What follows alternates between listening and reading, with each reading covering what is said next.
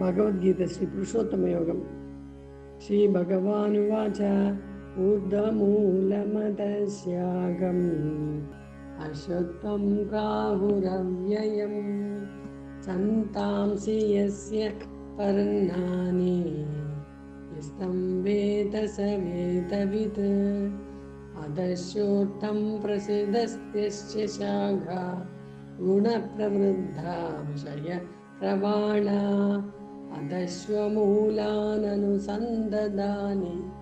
कर्मानुबन्धीनि मनुष्यलोके रूपमस्येह ततोपलभ्यते नान्तो न चादिर्न च सम्प्रतिष्ठा अश्वत्थमेनं सुविरूढमूलम् असङ्गशस्त्रेण दृढेन चित्वा तदत्पदं तत्परिमार्गितव्यं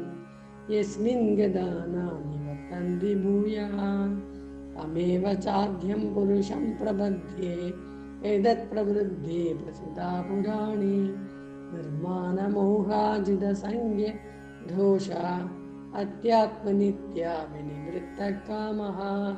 द्वन्द्वैव मुक्ता सुखदुःखसख्यर्गच्छन्ति मूढा पदमव्यं तद् न तद्भासयते सूर्यो न शशाङ्को न पावकः यद्गत्वा न निवर्तन्ते तद्वामापरमं मम ममैवांसो जीवलोके जीवभूतसनातनः मनःषष्ठानीन्द्रियाणि प्रकृतिस्थानि कर्ष्यति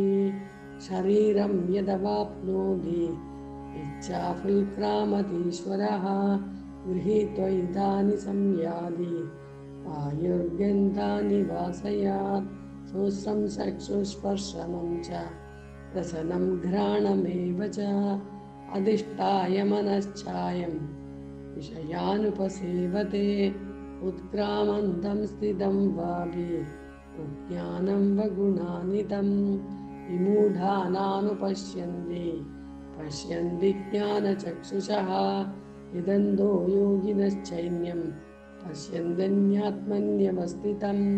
इदन्तोऽप्यकृतात्मनो नैन्यं पश्यन्ति चेतसः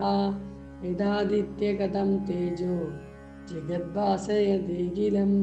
यच्चन्द्रमसि यच्चाग्नौ तत्तेजो विद्धि मामकं गामाविश्य च भूतानि धारयाम्यहमोजसा पुष्णामि च औषधी सर्वो सोमो भूत्वा रसात्मकः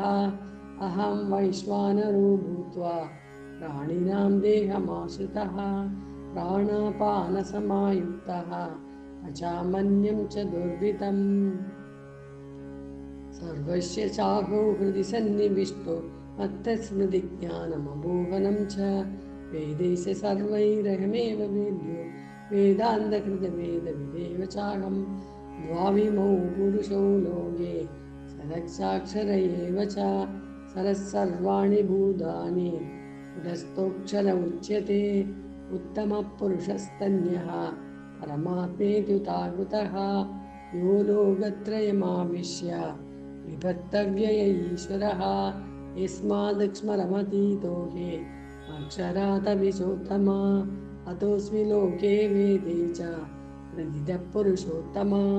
यो मामेव सम्मूढो जानाति पुरुषोत्तमं स सर्वविद् भजति मां सर्वभावेन भारत इति गुह्यतमं शास्त्रम् इदमुक्तं मया नघ एतद्बुद्धो बुद्धिमान् स कृतकृत्यश्च भारतः इति गीतासु उपनिषत्सु श्रीकृष्णार्जुनसंवादे ब्रह्मविद्यायां श्रीकृष्णार्जुनसंवादे पुरुषोत्तमयोगशास्त्रं समाप्तं। हरिः ओम्।